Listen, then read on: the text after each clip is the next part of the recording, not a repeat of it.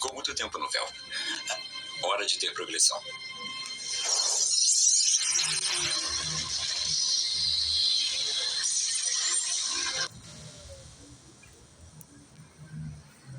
Oh, meu pai. Bom dia, pessoal. Bom dia, boa tarde, boa noite. Não sei que hora que alguém pode assistir em qualquer hora, né? Você viu aí? Ficou muito tempo no véu. É hora de ter progressão, né? Todo mundo que vem pra cá, pra esse mundo, passa por um véu de esquecimento. Mas lembrando a vocês, cara, uma coisa. Eu sempre falo aqui nesse canal. Jesus, ele nasceu do Espírito Santo, né? E o Pai, o nosso Pai que ele veio apresentar para nós, né? Ele estava sempre com ele. Aí tem muitos mistérios no Evangelho. Muitos. Olha só, uma hora o João Batista, ele era pra ser o Messias dos judeus. No nascimento de João Batista, tá em João 1. Tá ali em João 1, o nascimento de Batista. Ele era pra ser o escolhido lá, dos judeus lá. Aí você vai lendo, os judeus rejeitam ele. Rejeitam João Batista, porque João Batista fica vivendo no deserto, comendo escorpião. João Batista, ele não quer ser o Messias dos judeus.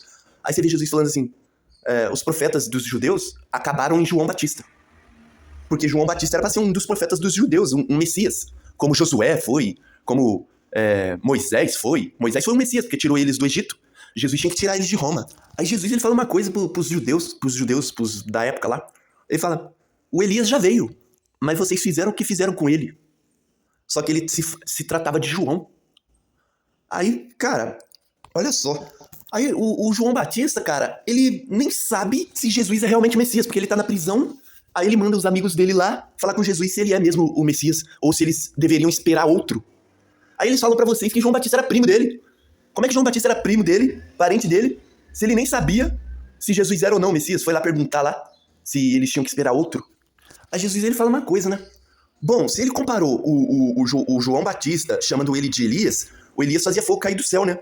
O João Batista, provavelmente, ele poderia também fazer essas coisas.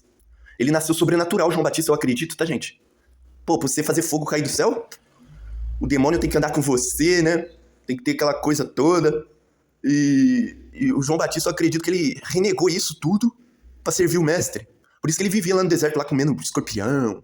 Por isso que ele fazia as coisas em prol do mestre. Porque o João Batista, ele era o famosinho, vou dizer assim. Ele tinha lá seus seguidores da época. Ele era o youtuber famoso da época, o João Batista. Ele era o youtuber famoso que tinha um canal lá na época. E ele tinha milhares de seguidores. Aí depois João Batista passa tudo isso pra Jesus. Fala assim, ah lá, esse daí é o homem que eu não sou digno. Nem de desamarrar a sandália do pé dele eu sou digno. E aquele ali que é o homem, agora segue ele lá. E João Batista, ele vai, enfrenta tudo. Eu gosto muito dele e de Paulo também. Eu gosto dele e de Paulo. Aí olha só, cara. Aí Jesus fala que entre os homens não existe homem maior do que João Batista. Mas aí depois ele fala, né? Que no reino do céu o maior serve o menor, né?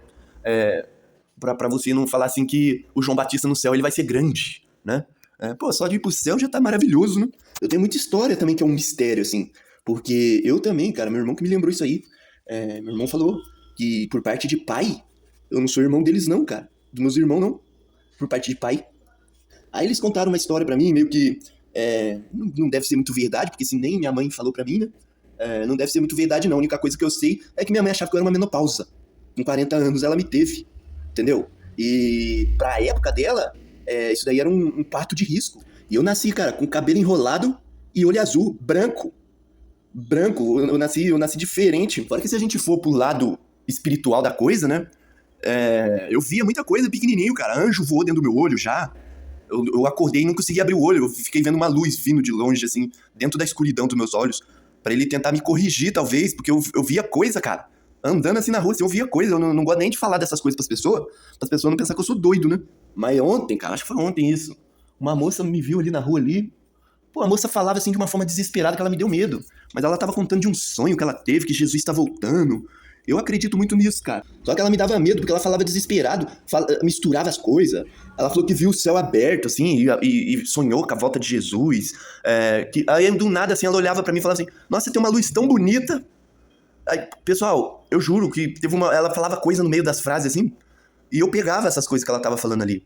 Teve uma hora que ela falou que ela tava indo na casa de uma amiga, entrou, assim, pra uma rua, assim, e não foi lá nada, ela voltou. E ela me dava medo, porque ela começava a falar assim, e não parava, parecia que ela tava precisando de alguma coisa. Aí lá em casa, eu falei que ela me viu na rua, né? Lá em casa, eu tinha um pão com mortandela, sério, sem brincadeira, e um pouquinho de guaraná. Aí teve uma hora que ela falou alguma coisa que tava precisando de alimento. Eu não sei qual foi a forma que ela falou, porque ela falava essas coisas no meio das frases, assim, nada a ver. Tipo assim, ó, viu o céu aberto, não sei o quê. Aí, não sei o quê, eu tô precisando de alimento, sei lá. No meio das frases, assim, meio sem nexo. Aí, mano, aí eu tava com um desejo de chamar ela pra vir aqui em casa, pra me dar o pão com mortadela pra ela e o Guaraná. Só que, ao mesmo tempo, eu tava com medo dela ser uma pessoa que ia, sei lá, pegar meu celular e sair correndo, cara. Aí depois eu fiquei tristão por mim mesmo, cara. Porque, pô, eu podia, né, ter dado o pão pra ela lá, tudo e tal. Mas igual um vídeo que eu vi, né? De quando você dá, assim, uma coisa, você tá ajudando a pessoa naquele momento, né? Talvez o que aquela moça precisasse é de alguma coisa maior, né? Longe do meu alcance. Teve um outro caso também que aconteceu comigo, de uma outra moça também falar comigo de uma forma estranha. Ela veio conversando comigo, essa daí já faz mais um tempo já, eu já nem me lembro direito. Mas eu lembrei dela por causa dessa outra moça também. Aí ela vinha assim conversando comigo assim, e eu só lembro que ela falou assim, nossa, você é muito educado.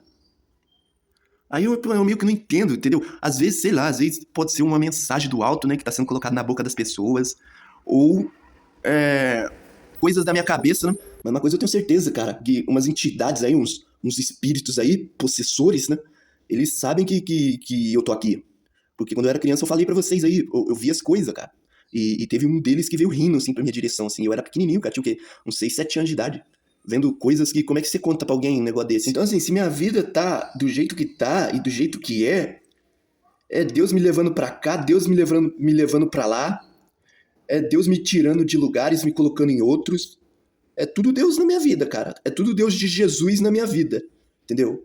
É tudo Deus de Jesus na minha vida, porque o que acontece na minha vida, se eu não tiver coragem, eu não tô falando que o Deus de Jesus me tenta, não. Ele não me tenta, não. Mas se eu não tiver ele, cara, no meu coração, eu acho que eu me identifico com as palavras de Paulo. Que ele fala que ele é terrível, que ele é cara, ele fala que ele é tudo errado e se o pai olhou pro coração dele e viu que realmente ele se arrependeu, eu creio que ele sonda meu coração também e sabe da verdade. Já teve bruxas, feiticeiras, cara, que falaram pra minha mãe já que eu não ia passar de tal idade. E meu irmão que me lembrou dessas coisas, porque ele veio aqui em casa aqui uma vez, esses dias, né? Ele falou pra mim assim, se você sobreviveu aqui, você sobrevive em qualquer lugar.